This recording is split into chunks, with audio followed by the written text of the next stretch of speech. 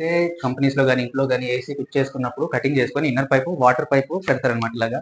దీన్ని ఎలా ప్యాక్ చేసుకోవాలో చూపిస్తాను ఇవాళ. ఇది తొందరగా సిమెంట్ పని కాకుండా రెయిన్ డ్రాప్ ప్లగ్ అని దొరుకుతది.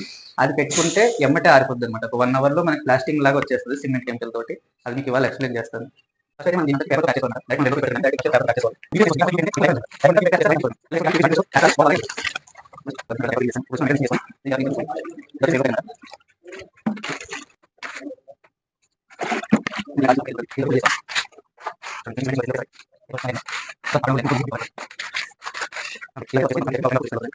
కార్నర్స్ కూడా మనకి ఎగ్జాక్ట్‌గా వచ్చేస్తాయి.